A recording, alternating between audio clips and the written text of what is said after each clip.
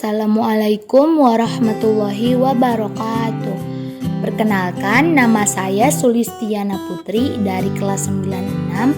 Saya dari SMP Negeri 1 Sindang Jaya. Kali ini saya akan membahas materi tentang patung. Yuk kita simak.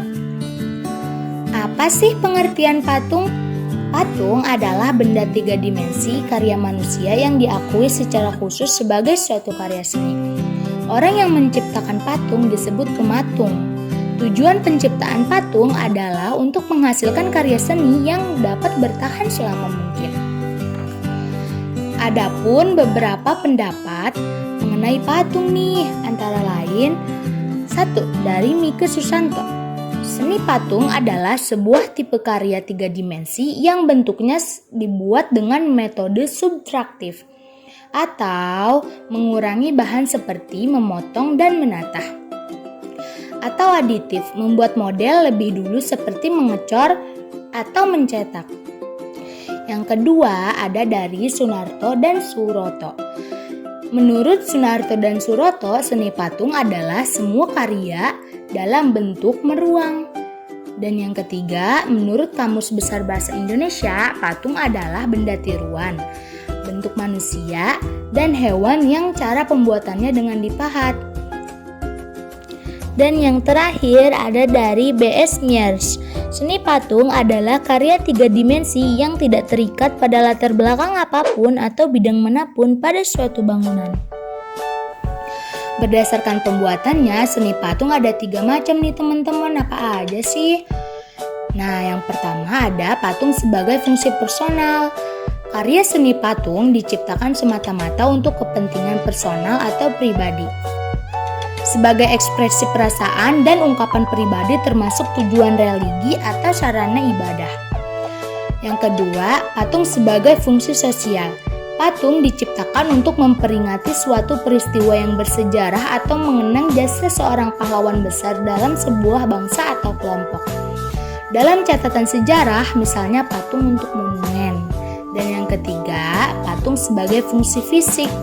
Patung bernilai estetika, artinya menciptakan dan membuat patung semata-mata untuk dinikmati keindahannya. Patung-patung yang dibuat sengaja untuk menghiasi sebuah taman, sebuah dekorasi di sebuah gedung, dan juga berfungsi memperindah sebuah konstruksi bangunan. Selanjutnya, kita akan membahas bentuk dan jenis patung. Apa aja sih? Yuk simak videonya. Dilihat dari perwujudannya, ragam seni patung modern dapat dibedakan menjadi 2. 1. Bentuk imitatif. Yang kedua, bentuk non-figuratif atau abstrak. Bentuk imitatif atau realisme representatif merupakan tiruan dari bentuk alam, manusia, hewan, dan tumbuhan.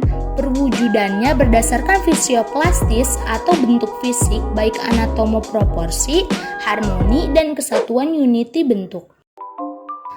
Patung corak realis tampak pada karya Hendro, Trubus, Sabtoto, dan Edi Sunarso. Yang kedua, bentuk non-figuratif atau abstrak. Patung ini secara umum sudah meninggalkan bentuk-bentuk alam untuk perwujudannya, bersifat abstrak.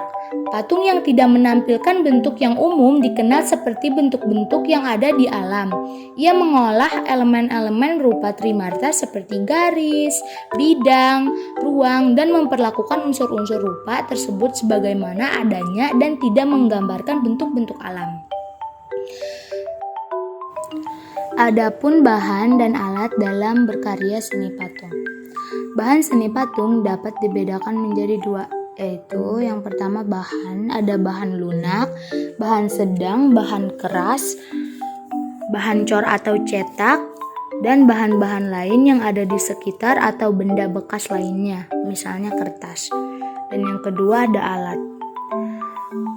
Yang pertama butsir, yang kedua meja putar, pahat, sendok adukan, alat las karbit atau listrik. Cukup sekian penjelasan tentang patung dari saya. Kurang lebihnya mohon maaf. Wabillahi taufiq walhidayah. Wassalamualaikum warahmatullahi wabarakatuh.